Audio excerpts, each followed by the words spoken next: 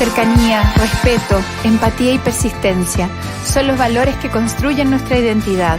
Buscamos permanentemente humanizar nuestra relación con las organizaciones adherentes, cuidar la vida, comprender las particularidades de cada situación y preservar en el compromiso de lograr entornos laborales que contribuyan al desarrollo de las organizaciones adherentes y de sus trabajadoras y trabajadores. En IST estamos todos juntos cuidándonos. Hola, ¿qué tal? Qué gusto poder saludarlos. Muchos de ustedes ya han participado en varios de estos espacios de cuidado, así que, bueno, esperamos que estén todos bien y que bueno poder volver a encontrarnos. Mi nombre es Tania Lavés, soy gerenta del área de cuidado y desarrollo del IST y ya desde inicios de la pandemia, la verdad, y desde hace mucho tiempo hemos estado ya desarrollando estos espacios de salud integral, y de salud mental. Hoy parte una nueva cuarentena y en muchos lugares del país y eso nos lleva a conversar más profundamente y queremos conversar con dos personas que ya son amigos del IST, amigos de esta casa, y hemos estado acompañando a muchas personas también en los procesos de vacunación. Quiero presentarles a ustedes a Marco Antonio de la Parra, psiquiatra, escritor, dramaturgo, con quienes hemos estado trabajando ya desde hace mucho tiempo en el tema de salud mental. Hola Marco Antonio, ¿cómo estás? ¿Cómo te va, Tania? Aquí estamos. Bien. Y también a Jorge Sangüesa, psicólogo, doctor en ciencias sociales y magíster en gerencias y políticas públicas. Hola Jorge, ¿cómo estás? ¿Qué tal, Tania? ¿Qué tal a los escuchantes de este webinar? Sí. Bueno, aquí estamos los tres de nuevo, ya a más de un año del inicio de esta pandemia. Sí, y la verdad es que hemos ido ya aprendiendo a conversar con este sistema y aprendiendo a trabajar un poco juntos los tres también. Así que, Marco Antonio, te doy la palabra para dar esta pequeña introducción primero. Bueno, como tú decías, estamos a más de un año. Hace más de un año, incluso antes de la pandemia, estuvimos juntos debatiendo sobre el impacto del estallido social. Se agregó todo lo que algunos llaman como la sindemia, o sea, la sinergia de males y epidemias, los tiempos complejos que nos toca vivir, digamos, estos tiempos que yo lo he citado varias veces, digamos, que han sido calificados como el gran experimento psicosocial en la historia de la humanidad, digamos, nunca superado. O sea, la velocidad de los contagios es mucho mayor que todas las pestes que puede haber en la historia de Occidente, digamos, que viajaban por barcos, se cruzaban, entraban, se retardaban en pasar. Ahora todo es a alta velocidad, se viraliza, esa palabra de las redes sociales, todo se viraliza y entonces estamos ya temiendo la cepa nueva sudafricana, brasileña, inglesa, digamos, que produce una sensación de terror. O sea, uno dice, bueno, ¿cuándo va a terminar esto?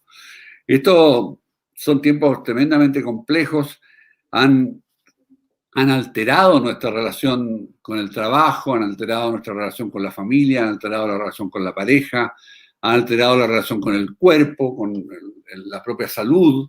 O sea, la gran mayoría ha subido de peso, ha hecho atrofias musculares, ha perdido capacidades de lucha. Nos encontramos en un momento de mucho estrés, un estrés crónico. Como todos sabemos, el estrés crónico baja las defensas, digamos, y con un impacto muy fuerte en este malestar que estamos viviendo, impacto muy fuerte en la salud mental. Las consultas del área de salud mental han aumentado, se calcula, estos datos son medio de conversación más que de estudio, no hay todavía estudios precisos, digamos, por lo menos un 30%, o sea, uno tiene la sensación de que está llegando más gente a la consulta pidiendo ayuda por cuadros menos graves, pero más molestos, ¿no? O sea, ansiedad, desestabilización de cuadros depresivos, digamos, más que trastornos del ánimo instalados, insomnio. El insomnio se vuelve una consulta súper frecuente, digamos, hay que revisar toda vez de nuevo la higiene del sueño, digamos, ver cómo está eso. La sensación de trauma psíquico ante la gente que ha vivido el COVID, es muy frecuente ver un estrés postraumático, sobre todo cuadros que son bastante graves y donde todavía no se conocen bien las secuelas. Hay secuelas neurológicas, secuelas físicas y psíquicas que están recién pudiendo elaborarse. También el estrés producido por la injuria económica, o sea, la sensación de que hay pérdida en el mundo del trabajo y pérdida en el mundo del negocio. Los emprendedores ven mermado su mundo, digamos. Entonces, en esta sensación de vulnerabilidad en todas las áreas, digamos, es la que estamos viviendo y hay que sostenerse en ella, que es una de las cosas más desgastadoras. Estamos en una incertidumbre brutal, o sea, no tenemos idea cuándo realmente termina esto, o sea, las figuras del término nos dice, ya, la vacuna nos va a terminar con todo, pero alguien te habla entonces de la cepa X, y tú dices, bueno, ¿qué va a pasar con la vacuna? ¿Y cuándo se alcanza la vacunación de rebaño, como la llaman las autoridades, digamos? ¿Cuándo escuchamos a las autoridades, que es lo otro, digamos? O sea, nos encontramos con un discurso de la autoridad en el cual se produce confianza, desconfianza con un flujo que también es inquietante y tiene al grupo, a todos, digamos, a la humanidad, a nuestro país respecto a nuestra autoridad, pero a la humanidad respecto a todos los discursos oficiales, inquietos. Estamos inquietos y frente a esa inquietud, frente a esa incertidumbre, frente a este mundo imprevisible, nos recuerda a cada rato algo que es bien duro, ¿no? Que el mundo no es justo y que las desgracias existen, que no hay manera de evitarlo. O sea, somos frágiles, somos mortales y nos pueden pasar cosas muy perturbadoras, digamos. Además, a esto se agrega que vivimos una situación de dictadura de la salud. No lo digo despreciativamente, digo la descripción de dictadura, no estoy hablando de dictaduras políticas X o Y o Z, en que la salud se vuelve lo que determina el pasaporte sanitario, el viaje para acá o para allá, digamos, el formulario A, B o C, digamos, y esto pueden pasar cosas bastante kafkianas, digamos, de pronto un paciente, digamos, me acuerdo con su pareja, fueron detenidos en el aeropuerto por que el PCR llegó negativo, pero habría habido un contacto directo y esta información llega tarde, llega cuando están arriba del avión, los bajan del avión, digamos, los obligan a ir a una residencia sanitaria y después descubren que en realidad fue un error de la clínica que había hecho el PCR. Todo esto brutalmente kafkiano, no sé, los que hayan vivido la experiencia de la hospitalización del COVID lo saben, digamos, es convivir con astronautas, digamos, no hay contacto, o sea, uno agradece que exista el celular, la soledad es tremenda, y la soledad de la pandemia produce un malestar psíquico también muy perturbador, digamos. Hay gente que tiene la suerte de tener buenas relaciones de familia, reparten bien los roles, son capaces de compartir trabajo, familia, pareja, madre, padre, etcétera, y viven esto que algunos llaman el síndrome de la cabaña, o sea, en realidad no quieren que termine la pandemia, pero eso es la minoría.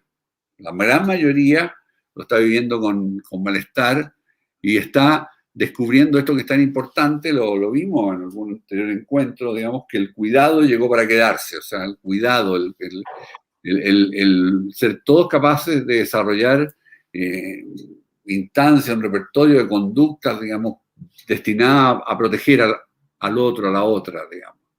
Estamos en eso, es un mundo de cambios, es un mundo desafiante, es un mundo donde además está lo que está debajo del estallido social, que es la gran crisis de la democracia liberal, lo cual tiene que ver con qué pasa con los gobiernos, digamos, no solo en nuestro país, y la sensación de que la sobrepromesa del tardo capitalismo también fracasó, y nos enfrentamos a este dilema de cómo vamos a sobrevivir a lo largo que va a ser esta pandemia. O sea, cuando empezó la pandemia todos decíamos, bueno, septiembre, octubre. De pronto ya uno sabe que el próximo gobierno va a tener como tarea que enfrentar el problema de salud y el problema económico, antes que cualquier proyecto de otro orden. Entonces, esa incertidumbre nos hace ser muy conscientes de nuestra fragilidad, y eso requiere desarrollar nuestros mejores recursos de resiliencia. Perfecto. Jorge, ¿te gustaría abrir este espacio contigo ahora? Sí, claro. Me quedo pensando en lo que Marco Antonio dice, y por suerte cierras con la resiliencia, porque efectivamente estamos viviendo un tiempo, una época muy compleja, y eso creo que tenemos conciencia. La gran pregunta que yo me he estado haciendo y que hemos estado discutiendo en distintos foros tiene que ver con cómo sostener esta vulnerabilidad, esta incertidumbre, esta ambigüedad que estamos viviendo y esta complejidad que de alguna manera, ¿cierto?, ha cubierto, como decía Marco Antonio, todos los ámbitos de la vida. Y mi trabajo específicamente, más allá, ¿cierto?, de los diagnósticos o más allá de las adecuadas estrategias de contención, han querido ir buscando efectivamente las estrategias no solo de supervivencia, sino de desarrollo en medio de este caos. Porque es cierto que tenemos índices crecientes de indicadores de enfermedad mental, de malestar, de consecuencias asociadas a ello, pero también es cierto que tenemos un grupo de personas alrededor nuestro, en nuestras organizaciones, si es que no en la familia misma, que han sido resilientes. Y ser resiliente en esta época a mí me parece que es claro. La investigación, es cierto que no tenemos un escenario hoy día comparable con lo que hemos vivido antes, pero la investigación previa hablaba de que las personas en general, frente a eventos traumáticos, frente a eventos disruptivos, como de naturaleza similar al de la pandemia, no digo que sea igual porque esto todavía no se ha estudiado suficientemente, pero había cerca de un 66% de las personas que lograban resistir. Probablemente ser resiliente, en ese sentido resistir, ¿cierto? Sea que fuesen resilientes en lo inmediato, sea que su resistencia, su resiliencia apareciera un poco después de una desorganización inicial. Jorge, una pregunta. Sí. No todos saben lo que estamos entendiendo por resiliencia. Me parece Perfecto. muy importante esta cosa de ser un poco resistente, y hay otras características más, ¿no? ¿Nos podrías ahí contar un poco? Gracias, Tania, tú siempre ahí tan oportuna. La resiliencia, a pesar de que es un concepto que viene de la física mecánica, ha ido siendo aplicada para los temas de salud y las personas, y básicamente hoy día lo entendemos como la mantención de un nivel estable y saludable de funcionamiento físico, psicológico y social. Además, no es solamente mantener el nivel de funcionamiento, sino también la capacidad de experimentar, de tener vivencias que sean generativas, que sean productivas, emociones que sean saludables y positivas ante la presencia de estos eventos altamente disruptivos, estresantes, ¿cierto?, difíciles para nosotros. Entonces, la resiliencia en este sentido tiene esta doble dimensión: resistir a la adversidad, pero también poder crecer, desarrollarse, estar bien, desarrollar bienestar en medio de esta crisis, ¿cierto? Y si bien es cierto que los mayores estudios de resiliencia se han hecho en el estrés agudo, no crónico, no mantenido como es el que hemos estado experimentando, no es menos cierto que también nosotros podemos ver en nuestra propia experiencia y en la de nuestro entorno que las personas hemos tenido distintas reacciones, distintas respuestas a esta circunstancia que nos ha tocado vivir.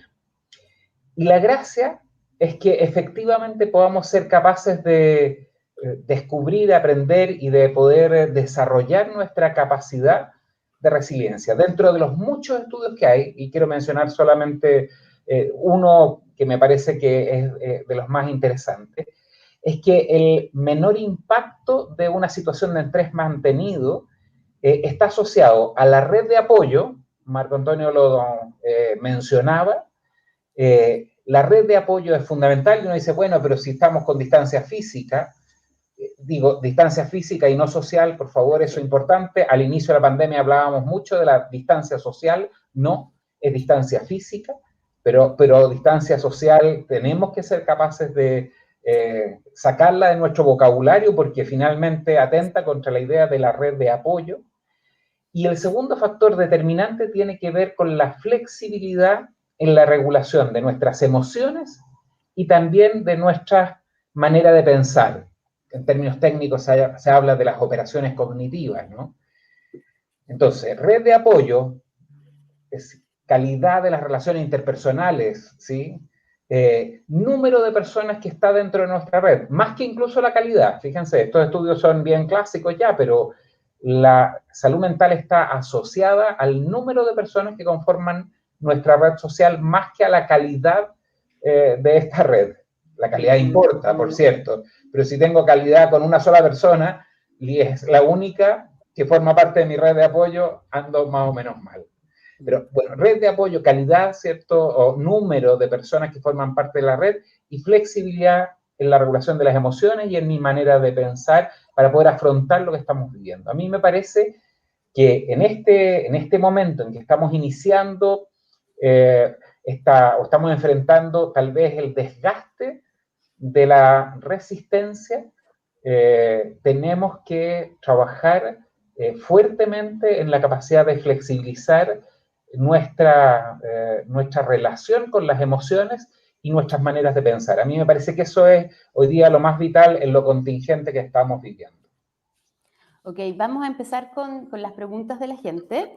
Ahora, es importante que hay como dos líneas que hemos ido mirando. Una es la línea de los trastornos que se han estado presentando en términos de salud mental, trastornos del sueño, trastornos del ánimo, y por otra parte, que es muy importante, de alguna manera, la manera de, en este contexto, en esta pandemia, de desarrollar bienestar, ¿sí? Entonces, nos vamos a ir un ratito por lo clásico, pero después vamos a hacer la segunda parte del desarrollo del bienestar, porque son dos líneas distintas. Entonces, Marco Antonio, te queríamos preguntar al principio, ¿el insomnio se puede considerar como un efecto del distanciamiento físico en tiempos de pandemia?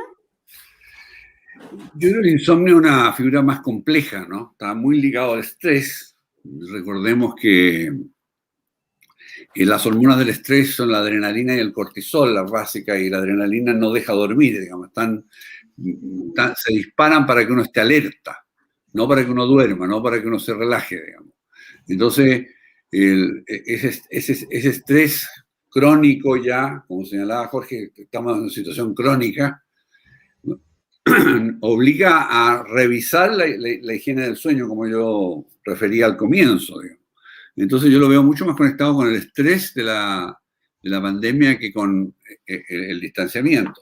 Ahora, el distanciamiento, y en eso también lo que decía Jorge, el distanciamiento social, la soledad, se vuelve un elemento de malestar psíquico muy brutal, digamos, y ahí uno ve la utilización de las redes, a veces en forma abusiva. Las redes, lo hemos conversado con Jorge en otra mesa, regulan emociones, digamos, no es el sitio de la flexibilidad de esa regulación, más bien hay estallidos, depende de la red, hay redes muy agresivas como Twitter, acogedoras como Instagram, que hay gatitos y jardines, digamos, y entonces en ese mundo de mascotas, digamos, es más fácil tener encuentros que sean reguladores, digamos, y esperanzadores. Pero el insomnio es aquello que primero se activa en el alerta del estrés. O sea, es una señal, digamos, que todos conocemos. O sea, hay los excepcionales que son capaces de quedarse dormidos parados, como los caballos, digamos, pero la gran mayoría sabemos muy bien que el insomnio nos va a visitar en cuanto estemos en una alerta prolongada, digamos. Y lo estamos, digamos. Estamos alertas a algo que nos amenaza y que entonces nos despierta. En ese sentido, muchas veces nos cuentan que los niños están yendo a dormir más a las camas de sus papás y de sus mamás. Sí.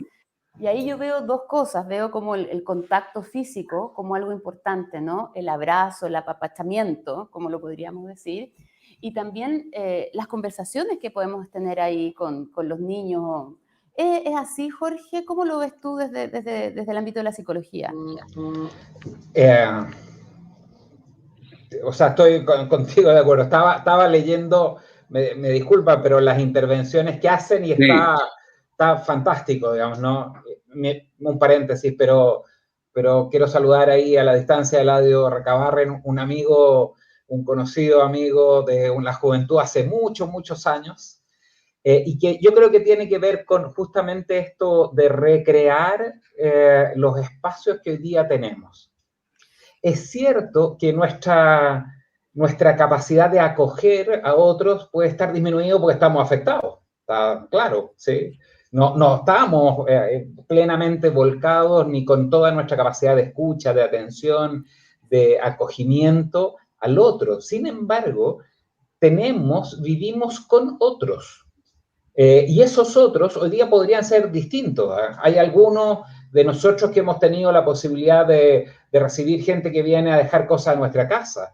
Hay quienes, como yo vivo en un edificio de departamento, entonces la persona que trabaja en el departamento o el vecino que nos encontramos cuando vamos a buscar las cosas que están, ¿cierto?, en la conserjería, uno dice, oye, ahí hay espacios de reconstrucción de los vínculos y de las relaciones que no necesariamente van probablemente a transformarse en miembros de tu red íntima de apoyo. Sin embargo, ahí es donde está la capacidad de contenernos a nosotros mismos y de alguna manera de no pensar que la mediación que está haciendo las redes sociales, tecnológicamente hablando, con todo lo bueno y malo que tienen, eso no sustituye la calidad de la relación personal, no sustituye la capacidad de mirarnos a los ojos, no sustituye la capacidad de conversar. Fíjense que ha pasado una cosa muy extraña, digamos, ¿no? Trabajo en la Universidad Adolfo Ibáñez, donde hemos usado muchísimo para toda la coordinación de sostener las clases, plataformas como esta que estamos teniendo u otras, digamos, ¿no? Y de repente la gente se acostumbró a hablar por otros pidiéndole una reunión por Zoom. Y yo digo, toma el teléfono, es más rápido, lo puedes escuchar mejor, lo puedes tener cerca, establece otro tipo de relaciones. Y sin embargo tendemos a tratar de todo hacerlo a través de medios digitales. No podemos sustituir la calidad, insisto, del vínculo. Y eso, indistintamente de nuestra capacidad de cómo esté afectado esto, creo que es clave para poder desarrollar mayor sentido de contención mutua. Estando afectados así, Marco Antonio, como estamos, ¿cómo podemos hacernos cargo de cuidar mejor el vínculo? El vínculo se vuelve más valioso que nunca, ¿no? Esto de hablaba Jorge de la red social, digamos, los vínculos son claves en este minuto, digamos, la posibilidad de compartir, de poder estar realmente cerca, de cuidarnos, la necesidad de tener un espacio para pedir ayuda cuando nos sentimos mal, que se vuelve central también. El vínculo hay que cuidarlo como hueso de santo, o sea, está en riesgo frente al estrés, frente a la irritabilidad, frente a la molestia, frente a las viejas deudas que no se han resuelto en una relación, y eso hay que invitar a reencontrarse. cuando Jorge se refería a esto, hagamos una reunión por Zoom, me recuerda mucho lo que nos ha pasado a los terapeutas en la telepsicoterapia, digamos, telepsiquiatría o telepsicoanálisis, que muchos se han ido dando cuenta que la pantalla cansa mucho más que la llamada telefónica y es infinitamente más fría que lo que significa para un contacto escuchar. La escucha, que es una palabra muy valiosa para el mundo del psicoanálisis, se vuelve un modo de entender mejor las emociones, porque lo musical de la palabra, el tono de voz, la forma en que se dicen las cosas, va diciendo mucho más de lo que le pasa al otro que un rostro que ninguna pantalla es HD, 4K, o sea, de hecho uno se ve con piel de porcelana, no se me ven las arrugas, no se ven las muescas de los ojos ni de la boca, que son señales clave, digamos, para entender qué le pasa al otro. Entonces esta cara, este rostro es una máscara. La voz no tiene máscara. Y parece sintomático que cuando está muy complicada la señal, mejor sacamos la imagen y nos quedamos con el audio, nos quedamos con la voz. Entonces esa llamada telefónica que dice Jorge, cuida los vínculos, escuchémonos. Es el primer consejo para cuidar un vínculo, escuchémonos, o sea, soltemos el computador, digamos, en casa. Me toca mucha consulta de parejas en que el rol de los computadores ha sido tan brutal en las casas que de repente hay que sacarla, como hay que sacar el trabajo, como hay que sacar el televisor de la habitación, para poder encontrarse, para poder realmente saber que estamos juntos y que podemos confiar en el cuidado del otro. Bueno, aquí preguntan, ¿es posible aventurarse en decir qué síntomas podríamos tener como sociedad pasada la pandemia en temas mentales? No sé quién contesta, Jorge. Marco Antonio, por favor. Bueno, yo creo que nos vamos a encontrar con bastante, que lo que estamos viendo, estrés postraumático, los cuadros que el estrés activa. Ahí, por ejemplo, entre las preguntas preguntaban por la fibromialgia, cuadro muy especial, digamos, síndrome muy particular que efectivamente empieza a agravarse con el estrés. El llamamos más bien que el estrés, el distress. El estrés es normal, es una respuesta que todos tenemos frente a un desafío, pero el distress es la prolongación de ese estrés con molestias mayores, digamos. Nos vamos a encontrar con familias que han sentido la desvinculación, digamos, la tensión interior y no la han podido resolver. O sea, hoy las consultas de terapeutas de familia están llenas, digamos, parecen consulta UCI, digamos, de hospital, o sea, muchísima consulta. La relación con los niños, o sea, la cantidad de niños que por ejemplo, han crecido en la mascarilla, digamos. Tengo una paciente educadora de párvulos que de pronto tiene niños de 3 años y se da cuenta, estos niños de 3 años pasaron del pecho a la mascarilla, digamos. Entonces, y respetan la mascarilla, respetan las medidas de salud, entonces han crecido bajo el bombardeo, digamos. Es como una generación que va a crecer en la guerra, en esta guerra y en este tiempo tan anómalo, digamos. Y nos vamos a encontrar con eso, nos vamos a encontrar con todo lo que eso va a producir en temores, frustraciones, cuadros, sobre todo esta palabra que es el malestar.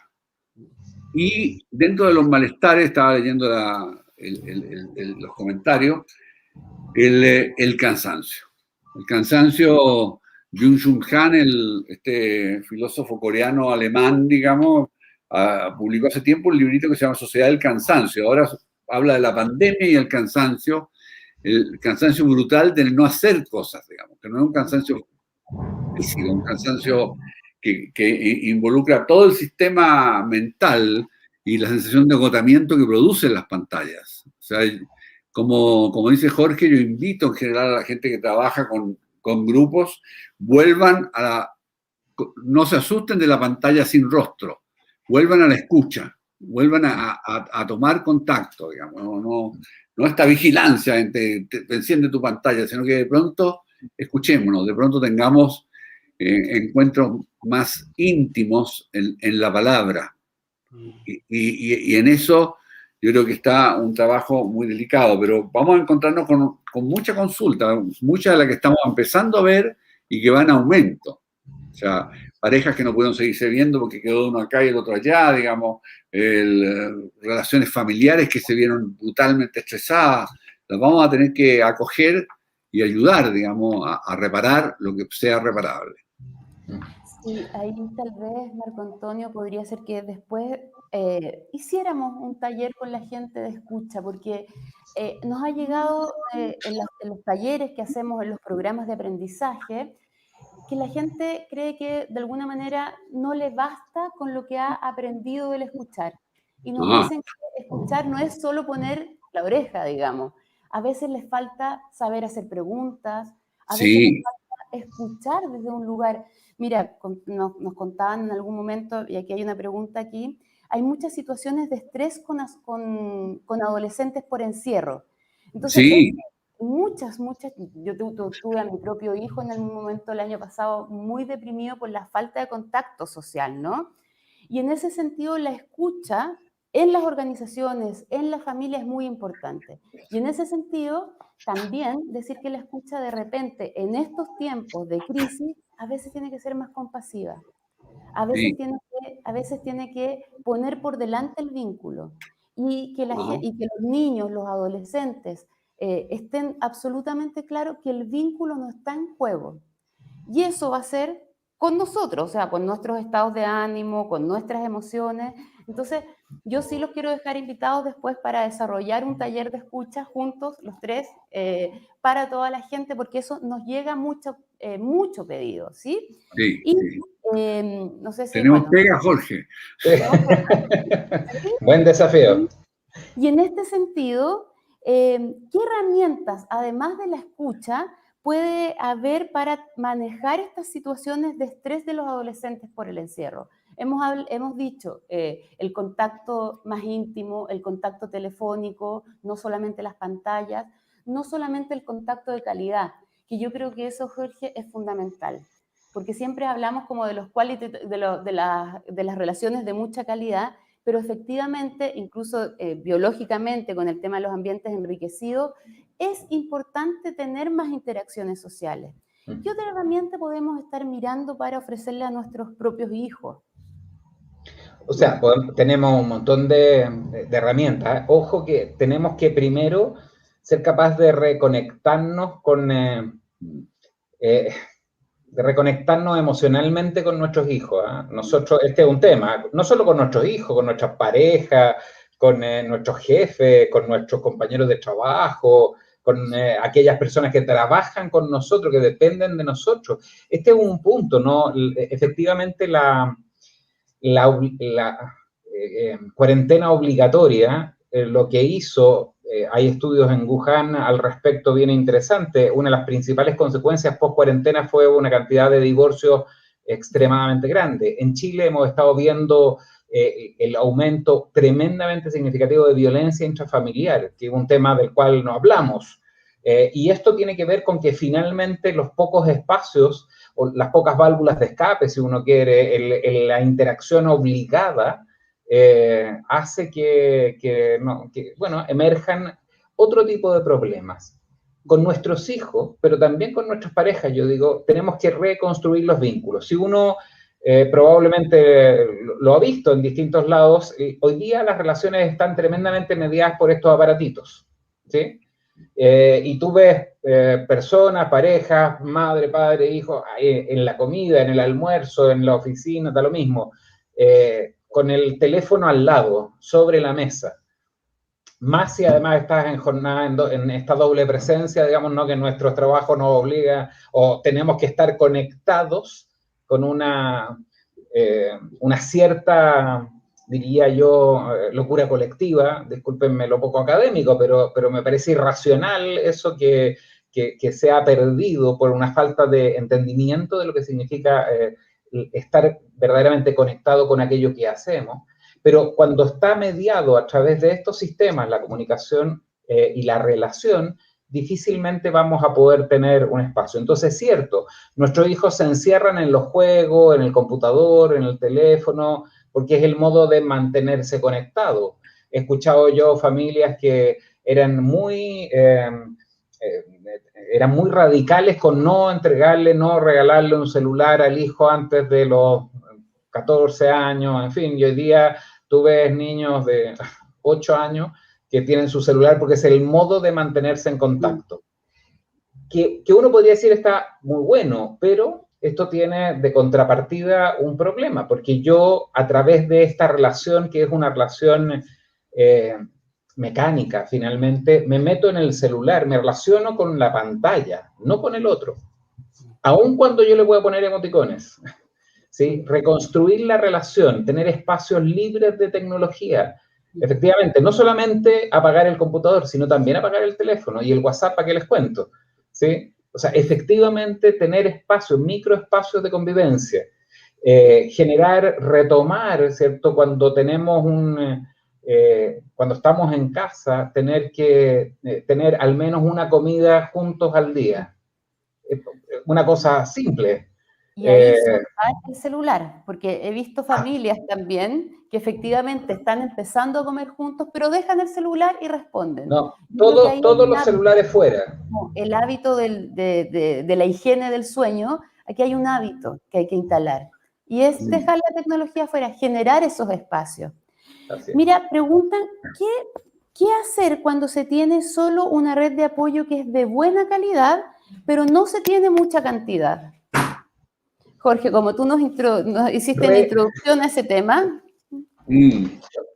Es fascinante. Yo creo que tenemos la tarea de reconstruir la red social, el carácter social en Chile. Los chilenos somos históricamente achoclonados, un determinado modelo económico, político y social, una lógica instalada en el mundo, no solo en Chile, hizo que perdiéramos de alguna manera el valor de la red y empezamos a pensar en nosotros mismos. Cuando tenemos en los hechos relaciones, redes de buena calidad pero pocas, aumenta la red social. Pregúntate quién forma parte de esa red. ¿Acaso es la señora del kiosco o la persona que te viene a dejar frecuentemente algo? O incluso si pides mucho delivery a un lugar, probablemente que te atiende es la misma persona. ¿Le has preguntado el nombre, por ejemplo? ¿Sabes cómo se llama? O cuando te dice el nombre alguien que te llama, ¿lo retienes o simplemente estás para decirle, mire, no? Si uno cambia el patrón, se da cuenta que en el entorno hay más gente y esa gente forma parte de tu red y es clave. No significa, yo insisto, que vayas a intimar con esa persona, pero la salud mental está en directa relación con aquello. Entonces, amplía, recupera el juego. Este es un tema, además, a mí me parece súper interesante. Hemos perdido la capacidad de jugar, de verdad, ¿sí? Sin objetivo, sino que por el simple hecho, por el placer del juego. Me parece que eso es algo que recupera, que reconstruye y que permite ampliar también la red social.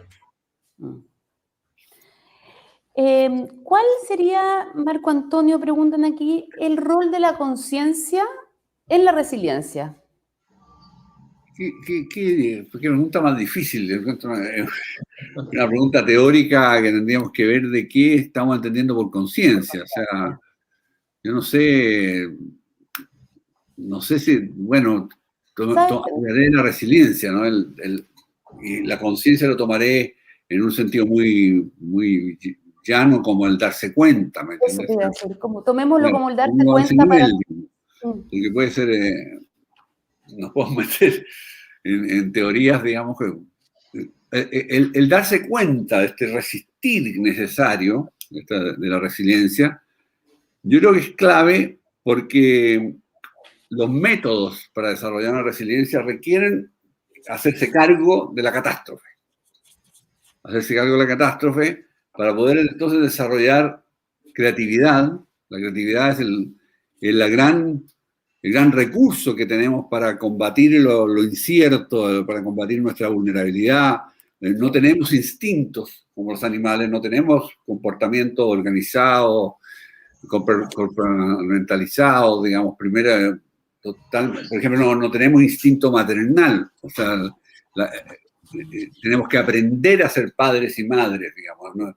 La gata sabe medianamente llevarse hasta que de repente, e incluso aprende un poco entre parto y parto, entre camada y camada, digamos, cómo cuidar mejor a esos gatos, pero a los 6 meses ya no nos reconoce. Ya no es esa cosa de que nosotros permanecemos en dónde están mis hijos, mis hijas, qué les pasó, y cómo uno sigue siendo padre, una sigue siendo madre ad eternum, porque no es un instinto, es algo que se construye culturalmente y va a ser distinto según las culturas, etc.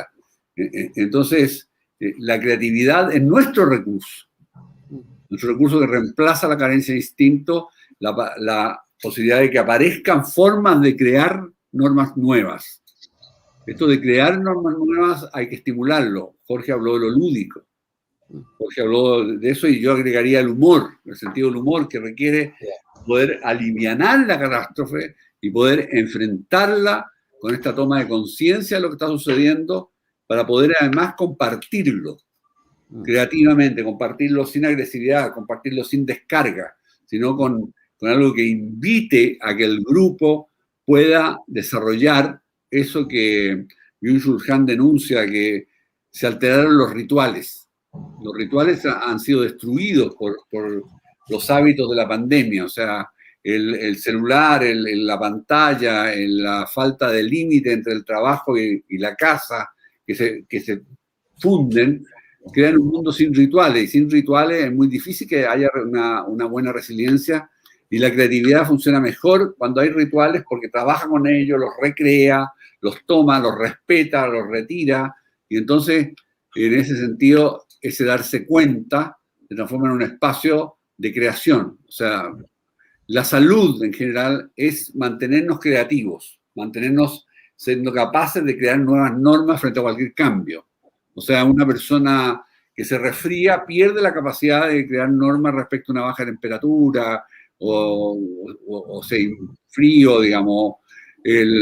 Una persona con baja presión no puede subir una montaña, digamos, pierde la libertad de ajustarse. Esa capacidad también está en la creatividad, en lo psíquico. O sea, es aquello con lo cual nos ajustamos de nuevo, creamos normas, somos libres. Y ese rescate de libertad permite también que esa toma de conciencia se convierta en el auriga que sujeta las riendas de los caballos y permite entonces que nuestra energía tome un rumbo hacia nuestra curación y la de nuestros seres queridos. Yo quería colgarme breve, perdona que abra, pero las preguntas que están apareciendo en el comentario son alucinantes, o sea, dan ganas de sentarse a conversar con ellos, digamos, pero largamente.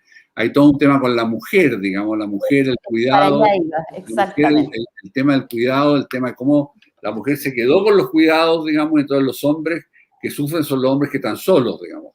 Pero el sufrimiento de la mujer sigue siendo un sufrimiento en muchos casos invisible. Y esto que decía Jorge, ha aumentado la violencia intrafamiliar contra la mujer, digamos. Uno dice, aumentó o se está denunciando más, o ambas cosas, que es la sensación que uno tiene más bien. Sí. Y también por ahí había una pregunta respecto al trabajo, ¿no? ¿Cómo transmitir hacia el mundo del trabajo esta invitación a la resiliencia? Y para eso, lo primero es darle un sentido trascendente al trabajo. O sea, el trabajo no se convierte en una rutina aburrida, digamos, no como Chaplin en tiempos modernos moviendo tuercas como una máquina, sino que algo que transmita sentido. Y el trabajo en equipo, que sabemos que creativamente es una base fundamental. El trabajo en equipo, este sentido trascendente, esto de ser capaces de tener una agenda más juguetona, más lúdica, vuelvo con Jorge, tiempo para hobbies, tiempo para lecturas, tiempo para la música, tiempo para...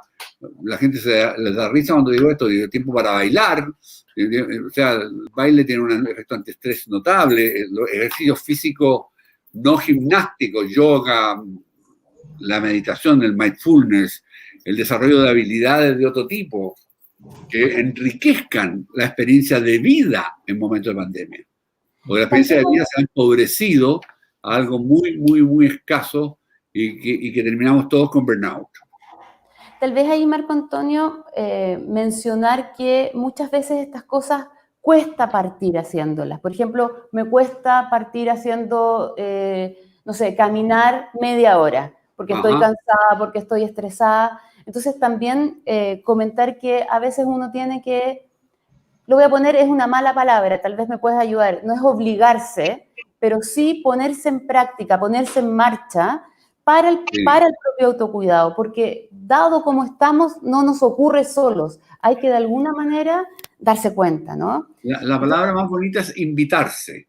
Invitarse. Sí. Perfecto. Maravilloso. Invitarse a caminar, invitarse a tener un hobby, invitarse a compartir un juego de mesa. Eso. No un juego de pantalla. Invitarse a jugar naipes, a cocinar juntos. Sí. Y ahí uno va reaprendiendo el vínculo.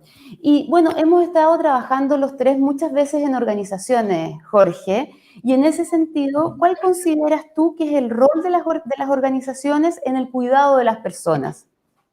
¿Cómo podemos hacerlo mejor? Sí, bueno, es clave. Yo creo que en mi experiencia con organizaciones, siempre hay algunas instituciones, algunas organizaciones de las que conocemos que tiende a no reconocer lo que está, pero la manera en cómo hemos sobrevivido como organizaciones, como sociedad, ha sido en base a que efectivamente hemos por fin descubierto que la capacidad de autoorganización de las organizaciones ha sido notable. Así es. El año pasado, hace un año, poquito más de un año, pasamos en un fin de semana a una modalidad, ¿cierto?, virtual mayormente, aquellos trabajos que son posibles. Y de la noche a la mañana desaparecieron, discúlpenme, los jefes, ¿sí? Porque tuvimos que confiar sí o sí en cómo las personas desde su hogar, desde el lugar donde estaban, iban a ser capaces de organizarse y responder a los requerimientos que tenían. En esto, las mejores organizaciones que han cuidado a su gente son organizaciones que han sido capaces de descubrir el valor y el aporte que cada uno de ellos y ellas hacen finalmente al propósito que tiene la organización. Es clave, es determinante, si alguna organización en esta vuelta no encontró, no consideró, no apreció que las personas son su principal recurso, yo les puedo asegurar, y conozco varias organizaciones que han quebrado, que han dejado de competir, y si no pueden ahora, volviendo a la normalidad después de superar una crisis económica, la gente no va a olvidar y la gente no va a querer afiliarse, asociarse a esas organizaciones que finalmente no pusieron en el centro de su quehacer a las personas. Y esto es tal vez lo más determinante. Para ello hemos tenido que cambiar, yo insisto, estilos de liderazgo, claramente.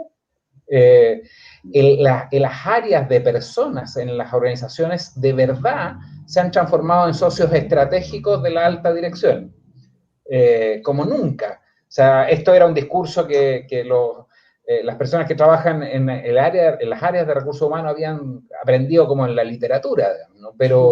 Pero muy poco, efectivamente, habían logrado tener conciencia de lo importante que son las personas. Hoy día sabemos que así son. Las personas son primero. Y esto es cierto que uno puede decir, sí, estamos lejísimos de aquello, tenemos mucho que hacer todavía, pero es clave.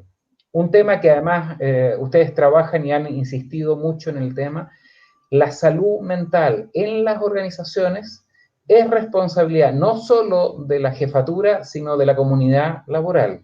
Los comités paritarios aquí tienen que hacerse cargo de pensar cómo es que efectivamente están abordando desde las distintas miradas las necesidades particulares que se requieren para poder desarrollar. Hay un nuevo trato instalado y creo que es el punto de partida para poder sostenerlo. Nos falta muchísimo, no estoy siendo autocomplaciente porque conozco realidades que son muy, muy dramáticas, pero creo que hay una oportunidad. Y creo que tenemos que aprovechar esa oportunidad para repensar cómo estamos trabajando, cómo queremos seguir haciéndolo y cómo vamos a seguir siendo organización. Así es. Mira, me quiero tomar un poco de los comentarios aquí. Rosa Osorio dice para Jorge, nosotros acuñamos el término organisma, ¿sí, no? Para referir a las organizaciones que se plantean el cuidado de su gente como el centro de su quehacer. Ahí está. Y al mismo tiempo está Alejandro Santis. En nuestro sistema educacional hemos propiciado que antes del contenido pedagógico se realicen jornadas de autocuidado. Jornadas de autocuidado. Quería contarles en este sentido que efectivamente, un poco para pasar al tema de la resiliencia, Jorge, hemos estado aprendiendo también distintas formas de contenernos, de autocontenernos y de generar contención emocional. ¿Qué aspectos debieran ser importantes, Jorge, en el tema de la resiliencia? Mira, a mí me gusta mucho usar una imagen, ¿no? A propósito del tema de la conciencia, desde cierta perspectiva, toda conciencia es conciencia sobre algo. Entonces, respecto de la resiliencia, y tomando esta pregunta, a mí personalmente me sirve mucho algunas metáforas que se han acuñado y que me permiten tener conciencia de en lo que tengo que trabajar, por ejemplo, en estas cosas. Stefan Van Istendal, ha trabajado en situaciones de extremos bien complejos, digamos, ¿no? Como son niños abusados sexualmente, y a partir de un largo trabajo, sobre todo en la infancia y en la adolescencia, él logra formular lo que llama la casita de la resiliencia, que es muy simple. Y en la casita de la resiliencia, en los cimientos, está la red de contactos, la red de apoyo, la red social. Una red que no es solo para estar ahí, sino que es una red que tiene que ser activa, porque yo cuando considero a alguien que es parte de mi red, considero también que el otro puede ayudarme a cumplir con mis objetivos. Ojo con eso, ¿sí? Si por regalonear a mi hijo, a mi hija, finalmente no le pido que colabore, porque como está tan agotado con las pantallas y que no haga el baño de la casa, o no tengo idea, no cocine conmigo, ¿no? O sea, no sea parte activo de mi red, probablemente no estoy haciéndolo sentir parte de aquello. En los cimientos, entonces, pone Van Istendal la red de apoyo. En el primer piso, él dice, está toda nuestra capacidad para descubrir sentido, para tener una coherencia respecto de lo que uno cree, piensa, valora, ¿sí? En el segundo piso vamos a encontrar habitaciones maravillosas. Ya una de ellas, Marco Antonio la comentaba, ¿no? El humor y la creatividad es una habitación central para la resiliencia.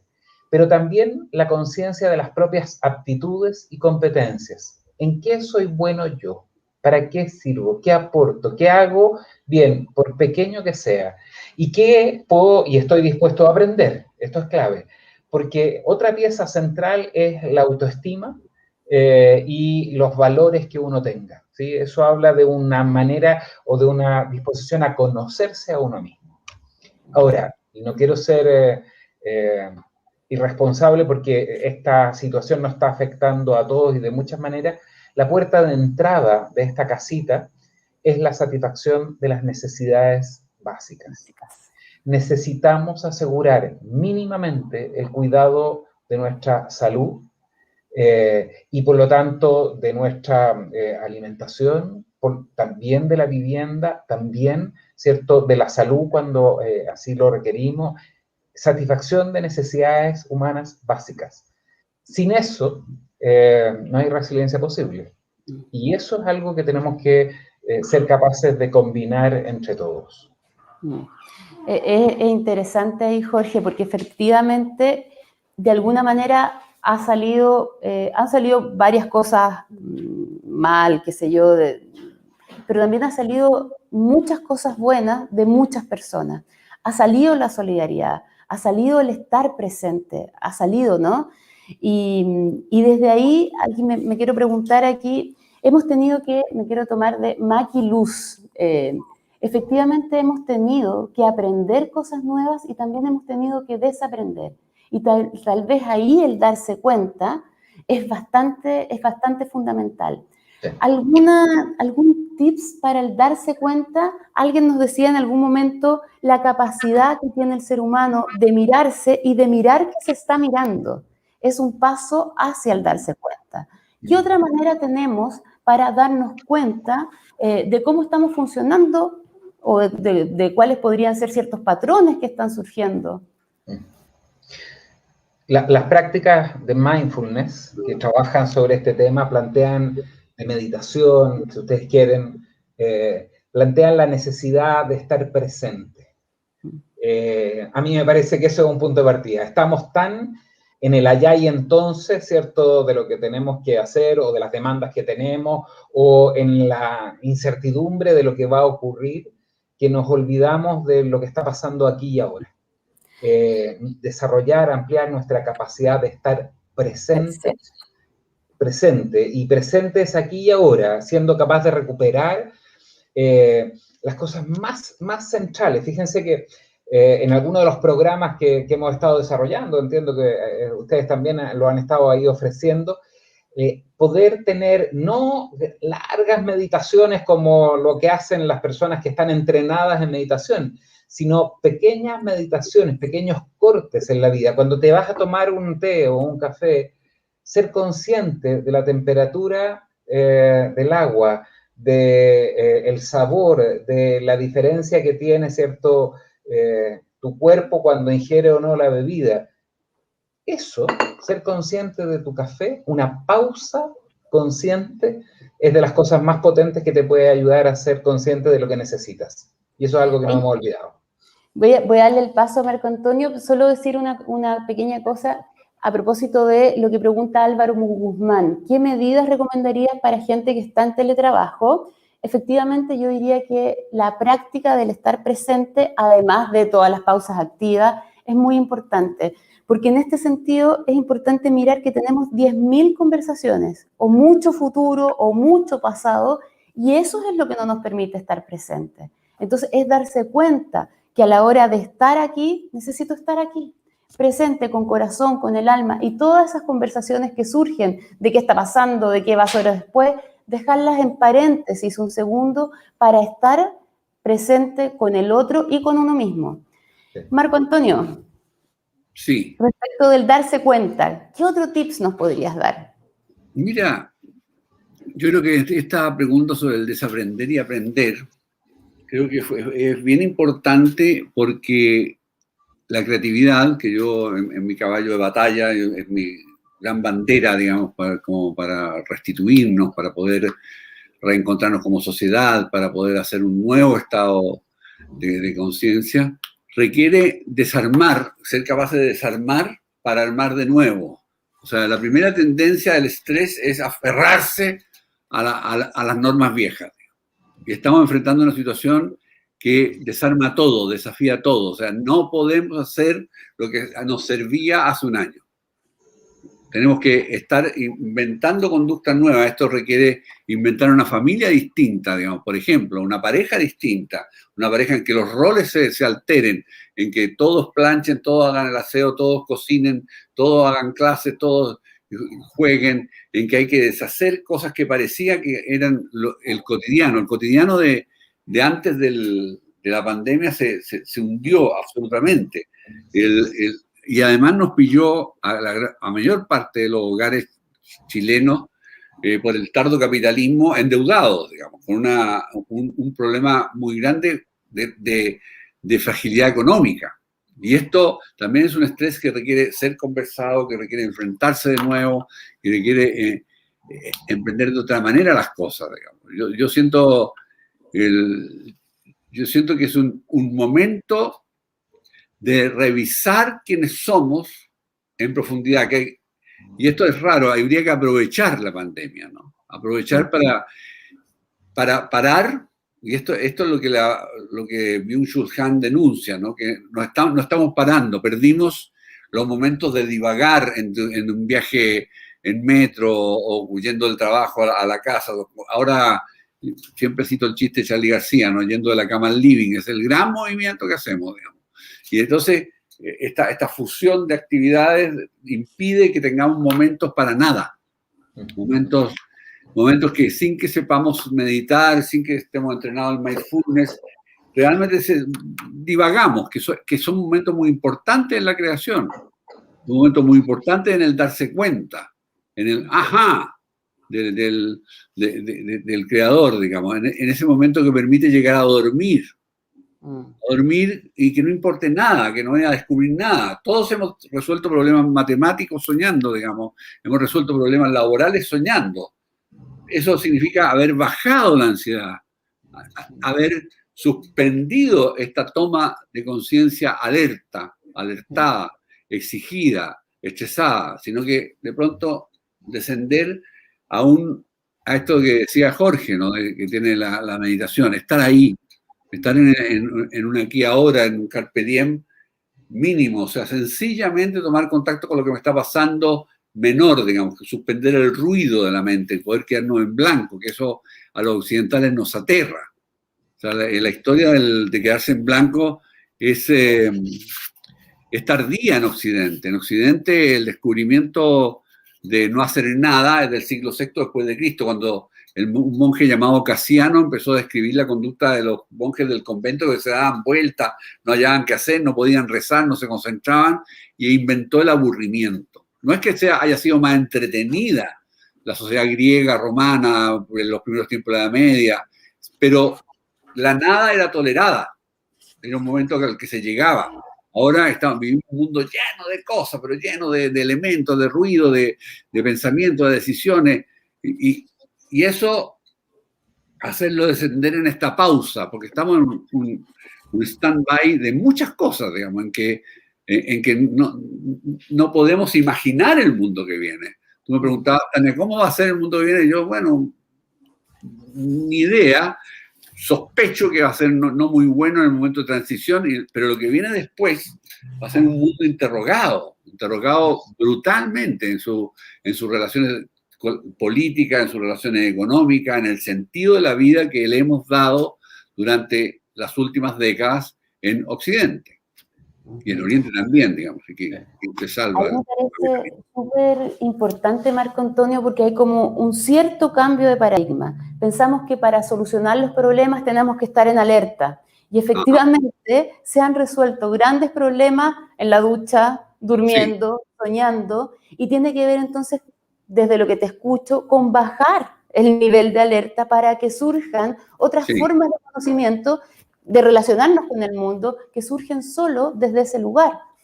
Sí, así es, digamos. O sea, aquí la gente recomienda dormir una siesta, eso de todas maneras, digamos. La gente reposa posalmuerzo, la gente que te permite el duerme vela, aunque la gente de higiene del sueño te va a decir, no, que no duerman siesta porque van a tener insomnio en la noche.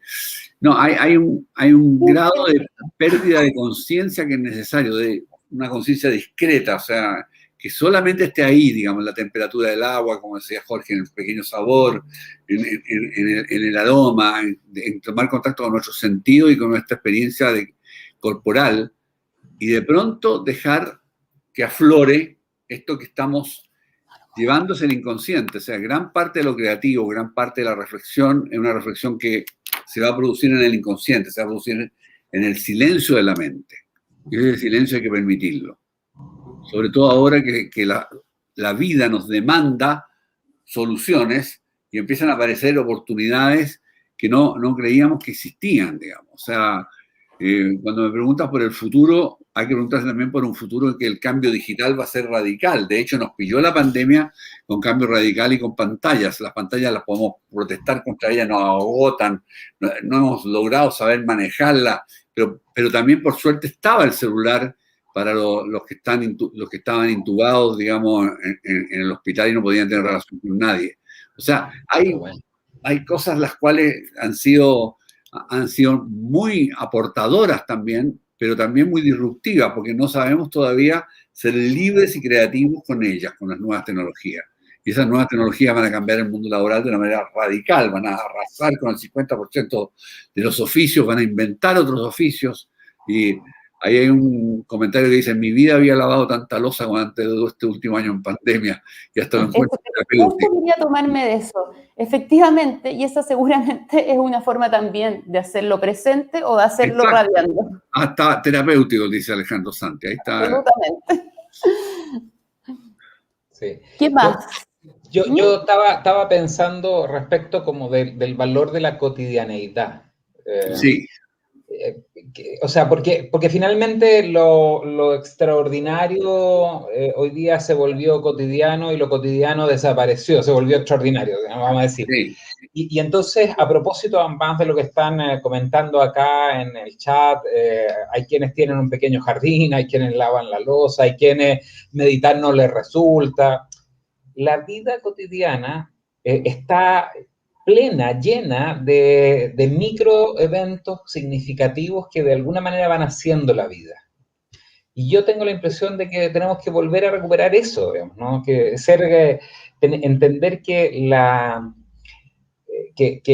cuando íbamos a prepararnos un café para tomar, la cantidad de conversaciones que teníamos entre medio con la gente, cuando estábamos, ¿cierto?, en el trabajo, era muy alta. Hoy día ninguna.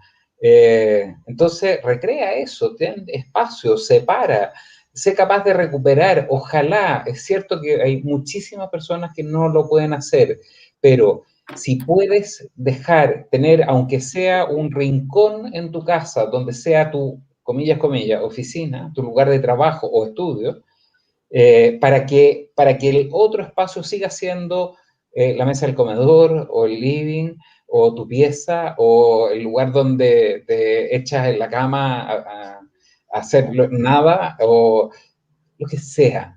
De verdad necesitamos retomar la práctica de la vida cotidiana. Yo encuentro que ahí está el mayor secreto y mi impresión es que esto va a tener efectos muy, muy extraordinarios en el modo en cómo vamos a proyectar nuestro regreso. Porque lo que hoy día estamos viendo es que, claro, estamos en emergencia, pero conozco muchas organizaciones que están preguntándose en serio si es que vamos a volver a como estábamos antes. Sí, tal vez, Jorge, en las conversaciones que hemos tenido con las organizaciones, de alguna manera nos refieren que hemos aprendido a que antes estábamos absorbidos por el trabajo, después pasamos un tiempo absorbidos con el teletrabajo en la casa y como que fuimos descubriendo que ni tan allá ni tan acá, ¿sí? Ni todo el tiempo en la casa o ni todo el tiempo en el trabajo. Entonces, yo diría, repensando el cómo queremos hacer y hacernos cargo de nuestra vida es fundamental. Y yo creo que ahí los afectos, y vuelvo a tomar ahí a Alejandro Santis, los afectos, el cariño, de repente pequeñas acciones, el preguntar cómo estás, en qué te ayudo, o qué bien lo has hecho, o incluso decir, ¿sabes qué? No estoy tan de acuerdo en que lo hayas hecho tan bien, pero tener una conversación de reconocimiento, y no digo de felicitaciones, digo de reconocer al otro en el trabajo que hace, es fundamental, ¿no? Y hemos visto que efectivamente en las organizaciones lo que la gente está pidiendo es vincularse. Sí, sí. Toda la razón, y eso, o sea, es tan bonito la palabra, tú lo enfatizas, es reconocimiento. El reconocimiento es volver a entender que el otro está allí, ¿sí? Que lo veo. Y si yo te veo, te reconozco. Si te escucho, te desvelas ante mí, existes, exactamente. Y por tanto eres importante para mí. Y esto es la base, ¿cierto?, para poder resistir cualquier contexto de crisis que es central. Por cierto que esto implica nuevas maneras de trabajar, nuevas maneras de convivir en las organizaciones, nuevas maneras de pensarnos, nuevas maneras de estructurarnos, pero yo en eso, indistintamente de la complejidad que viene, creo que hay oportunidades. Y creo que tenemos que construir esas a partir de lo que hemos aprendido. Si no, este tremendo experimento social inédito en la historia de la humanidad, simplemente lo vamos a perder. Y eso va a tener costos mayores que la pandemia. Así es. Sí. Oye, Marco Antonio. Estaba en eso, pensando en esto del... Si vamos a perder. Yo a medida que más escucho nuestra conversación, voy juntando ideas. Yo creo que muchas cosas, muchos cambios se van a quedar. Por ejemplo, en telemedicina, la posibilidad de que yo esté atendiendo a una persona en Requinoa, una persona en Quillota, una persona en Miami, o sea, de pronto me doy cuenta que ya desarrollado un hábito con la pantalla y con la escucha, se puede trabajar psicoterapéuticamente con cierta habilidad, digamos, pero al comienzo era difícil, al comienzo era muy cansador y muy complejo. Por otro lado, de lo que hay que defenderse principalmente es de la rigidez de los viejos sistemas que intentamos aplicarlos a la fuerza en esta vida cotidiana exótica que pide a gritos que hay que hacer otra cosa.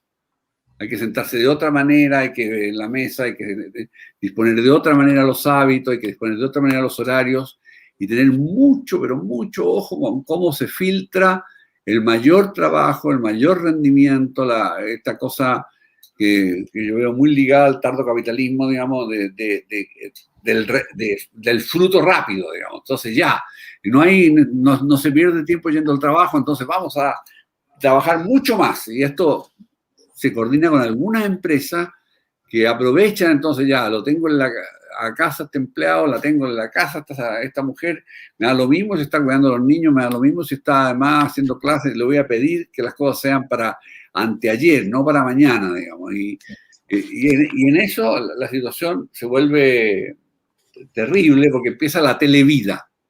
La televida va a dejar secuelas, digamos, secuelas dañinas y otras secuelas de hallazgos. Los hallazgos me interesan, digamos. Y me interesan, sobre todo, por ejemplo, hay preguntas del tema del magisterio de los profesores, ¿no? Yo considero que la tarea de profesor, el oficio de profesor, la profesión, es de los oficios más bellos que existe sobre la tierra, digamos, enseñar. Tomar niños, tomar jóvenes, digamos, y enseñar, guiar, iluminar, aportar mundos, o sea, es una profesión sin la cual no existimos como sociedad. Alguien tiene que hacer ese rol, pero se ven enfrentados a la rigidez del sistema y cómo aplicar esto con la complicidad de los padres que te empiezan a temer, que cómo va a llegar a la prueba de transición o al CIMSE o no sé qué, cómo va a sacarse la nota de no sé cuánto, cómo va a perder este año, va a perder el año siguiente, y hay que inventar toda la educación de nuevo, digamos. O sea, uno dice, bueno, los Montessori estarán más cerca, los colegios Waldorf más cerca de adaptarse a algo que no conoce la adaptación. Esto que hablábamos de la resiliencia con la creatividad, todo tiene que estar en creativo, todo tiene que ser más lúdico, todo tiene que ser más libre, todo tiene que ser distinto. O sea, no podemos pretender, pero ni lejanamente, que el formato antiguo sea el que hoy día tengamos que replicar. No hay espacio. Y en la medida que vayamos aceptando que esto va a tomar años, vamos a poder desarrollar un sistema, un trato hacia el magisterio y hacia los alumnos y hacia las familias distinto, totalmente distinto. O sea, esto que mañana entra en cuarentena, no sé cuántas comunas, entramos todos en cuarentena, entonces ya todo el sistema escolar se ve retirado a cómo inventar en las pantallas. Yo siento que hay profesores y colegios muy creativos y hay otros que están buscando en qué momento volver al sistema antiguo que ya hizo crisis y que iba a hacer crisis igual con el cambio digital. Iba a reventar, digamos.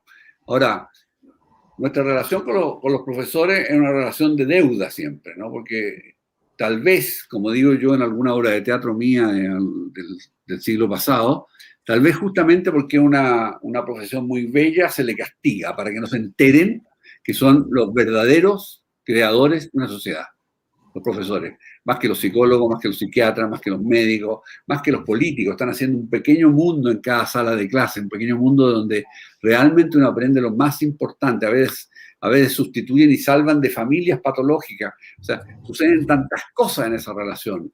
Y es una relación que habría que proteger, apoyar, contener, digamos, porque de ahí, en esa instancia de la clase, de alguna forma se salva un mundo. Hay siempre en una clase un chico, una chica que se está salvando, está descubriendo quién es, para qué vino al mundo, para qué sirve, a veces más que en la relación con su propia familia.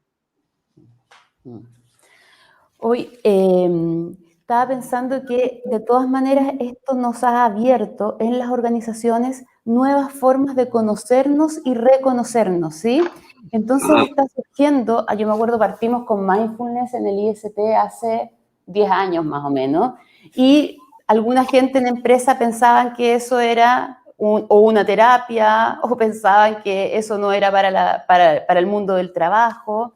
Y también tengo la sensación de, así como hoy día se pone de manifiesto de que es posible, es bueno y aporta al buen vivir, el mindfulness, también, por ejemplo, tenemos estas nuevas formas de arte.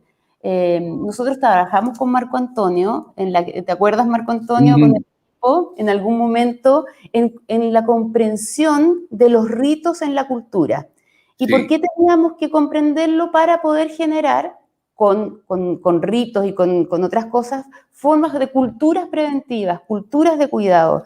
Entonces, ¿qué espacios ven ustedes que el mundo laboral tiene que tomar necesariamente o que podría ser una ayuda para poder reconocernos y recontactarnos? Es, por ejemplo, el arte identidad, ¿son buenas herramientas que deberíamos incorporar en lo laboral? ¿Quién lo toma eso? ¿A mí? Marco Marco Antonio del arte, identidad, eso.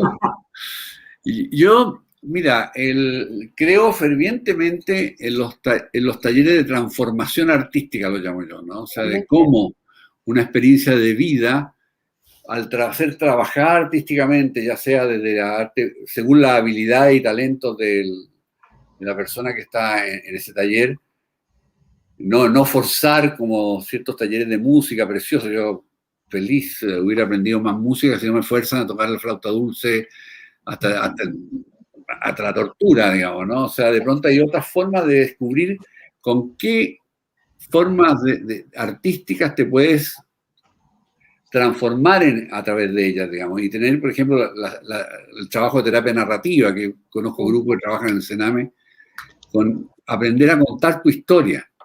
Y en ese contar tu historia, contarla y transformarla en belleza. Cuando digo belleza no es bonito, a veces es conmovedor y es desgarrador, pero es bello, como se logra en su musicalidad, como se logra en su contenido, como se logra en su llegada al lector o a la lectora.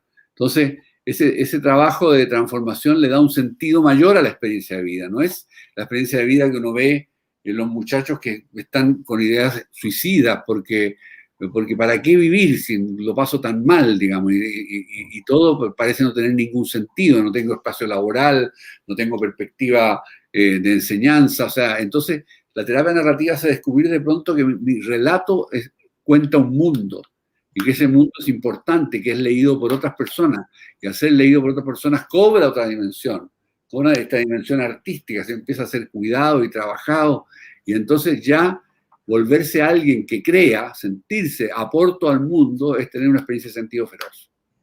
¿Y Marco Antonio, crees que eso se pueda trabajar por Zoom?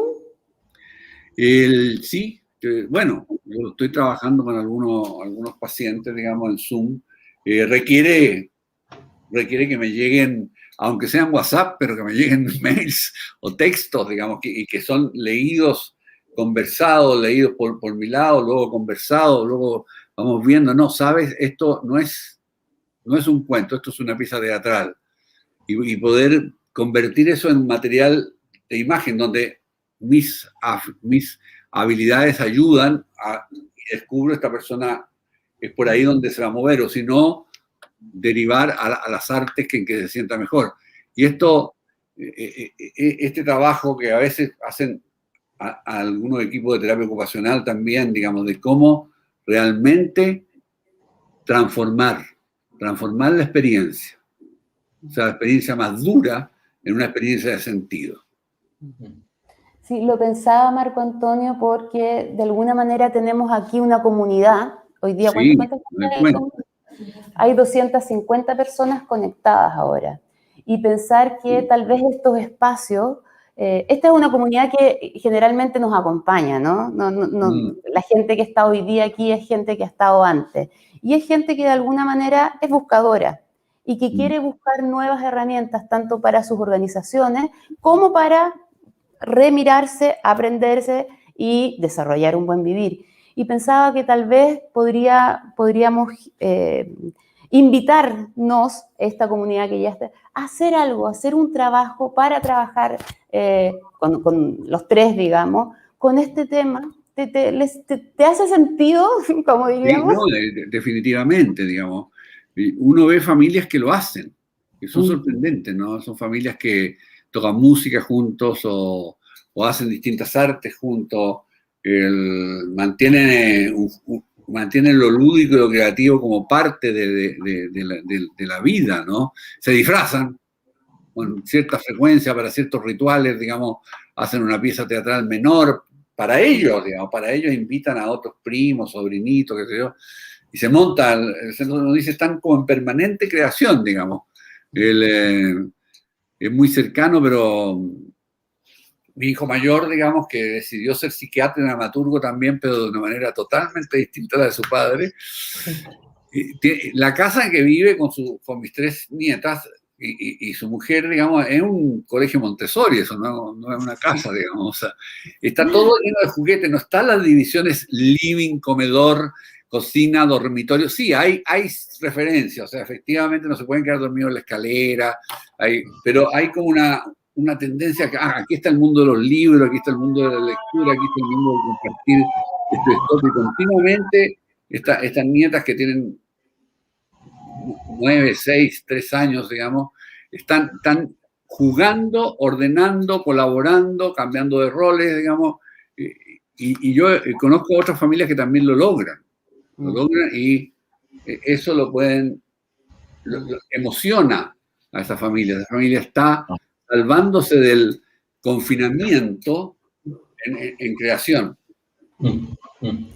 Jorge, ¿cómo escuchas? Yo quisiera hacerle un regalito a esta comunidad, porque nos ha acompañado todo el año pasado, nos acompaña hoy día. Sí. Entonces, quisiera después pensar en algo como para que para ellos mismos sea lo voy a poner así, una intervención, que yo diría que más que allá es un ambiente enriquecido para poder mirarse, reconocerse y generar vínculos. ¿Te hace sentido, Jorge? Sí, sí, me hace mucho sentido. Tengo una mirada quizás complementaria a la de Marco Antonio, en términos que, y de hecho hay alguna pregunta por ahí que dice, bueno, ¿y esto cómo lo aplicamos a las organizaciones? Claro que sí. Las perspectivas narrativas, o sea, creo que este tipo de aproximaciones no son solo como de espacios extras o adicionales o pegoteados, discúlpenme el concepto, pero al giro central de aquello que hacemos. Hay metodologías y hay trabajo precioso que trabaja sobre la construcción de nuevas narrativas, que trabaja sobre la construcción de nueva cultura en las organizaciones, sobre el valor central que estas organizaciones tienen.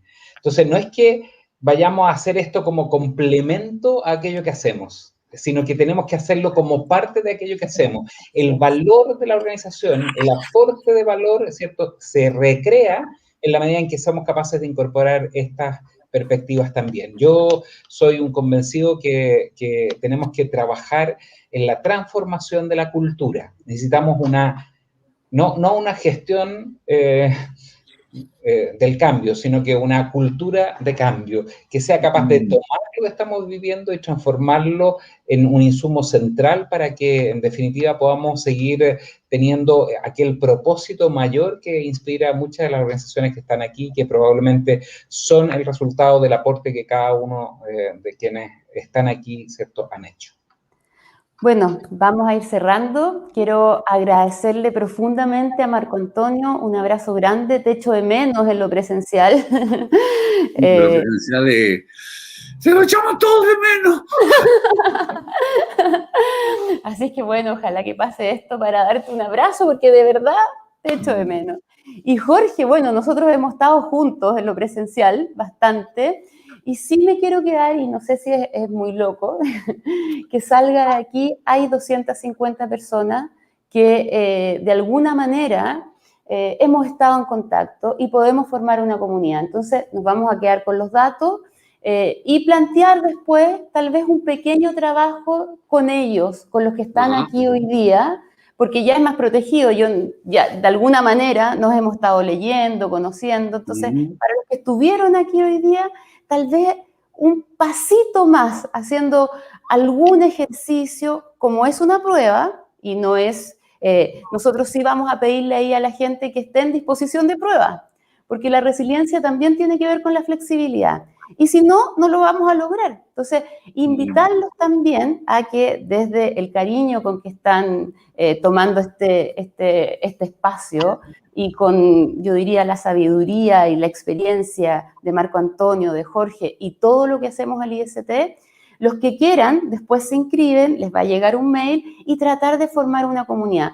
Es una comunidad experimental, donde con Jorge y con Marco, tal vez Marco Antonio, en un taller próximo, ir un pasito más allá. No sé si en esto del darse cuenta, no sé si en lo narrativo, pero podemos probar. ¿Les parece? Siempre. Entonces, ¿sí? Vamos a probar. De ahí somos, nos invitan y listo. De ahí somos. El gran tema, y lo dice Rosa, creo que Rosa Osorio por ahí, tiene que ver con cómo, o sea, efectivamente tenemos que generar estas comunidades de práctica. Y si tenemos una comunidad de práctica, podemos dar un paso más. Así es. Y yo creo que eso es central. Así que, y sí, hay un montón de cosas que uno puede recomendar para poder llevar a la organización estas cosas que hacemos de manera distinta. ¿Okay? Un abrazo entonces, Marco Antonio, muchas gracias. Un abrazo, Jorge, y un abrazo a toda la gente que nos está escuchando, que nos está viendo, y queremos ir con ustedes juntos, dando esos pasitos para poder estar mejor y desarrollar entre todos un mejor vivir. Un abrazo, muchas gracias. Sí, pues. Gracias. Chao. Cercanía, respeto, empatía y persistencia son los valores que construyen nuestra identidad. Buscamos permanentemente humanizar nuestra relación con las organizaciones adherentes, cuidar la vida, comprender las particularidades de cada situación y preservar en el compromiso de lograr entornos laborales que contribuyan al desarrollo de las organizaciones adherentes y de sus trabajadoras y trabajadores. En IST estamos todos juntos cuidándonos.